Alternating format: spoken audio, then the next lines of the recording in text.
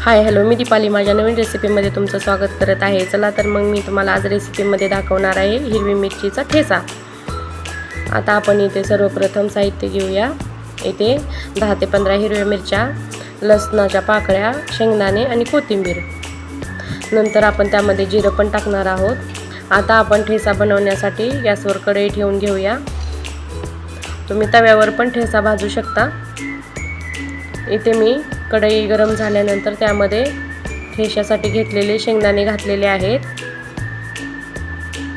तुमच्याकडे जर भाजलेले शेंगदाणे असतील तर तुम्ही मिरच्या भाजत आल्यानंतर पण त्यामध्ये ॲड करू शकता, पण मी इथे कच्चे शेंगदाणे घेतलेले आहेत। इथे मी सर्वप्रथम थोडेसे भाजून घेत आहे।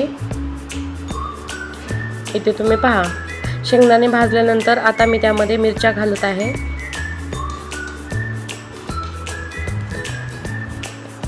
एक मिनिट तुम्ही बिना तेलाच्याच मिरच्या हलवून घ्या। आता आपण त्यामध्ये अर्धी पळी तेल घालणार आहोत। गॅसची फ्लेम तुम्ही कमीच ठेवा।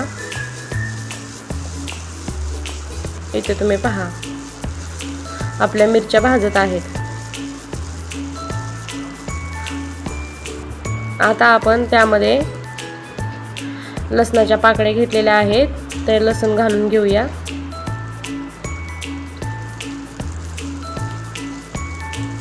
आणखी थोडे हलवून पहा। इथे आता मिरच्या भाजलेल्या दिसत आहेत। आता आपण त्यावर थोडंसं जिरं घालणार आहोत। इथे तुम्ही पहा, जिरं घातल्यानंतर आता आपण त्यामध्ये भाजल्यानंतर थोडीशी कोथिंबीर घालणार आहोत घेतलेली। इथे तुम्ही पहा, कोथिंबीर घातल्यावर आणखी थोडेसे हलवून घ्या। आणि आता आपल्या मिरच्या, शेंगदाणे सर्व प्रकारे भाजलेला आहे। आता गॅस बंद करा आणि 2 मिनिटं तुम्ही एक ताट झाकून ठेवा। मिरच्या आता 2 मिनिटांनी थोड्या थंड झालेल्या आहेत। आता आपण ठेचा कुटून घेऊया। तुमच्याकडे दगडी खलबत्ता असेल तुम्ही त्यामध्ये पण कुटू शकता, किंवा मिक्सरच्या भांड्यामध्ये काढणार असाल तर त्यामध्ये पण करू शकता।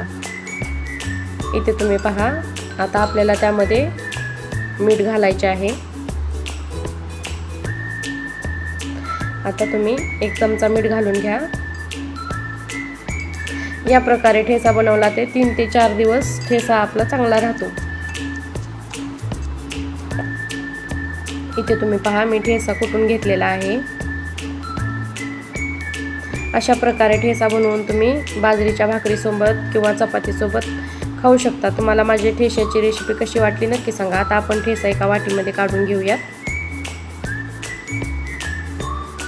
आवडली असेल तर लाईक करा, शेअर करा, सबस्क्राईब करा। चला तर मग भेटूया आपण अशाच एका अनोख्या रेसिपीपर्यंत। धन्यवाद, बाय बाय।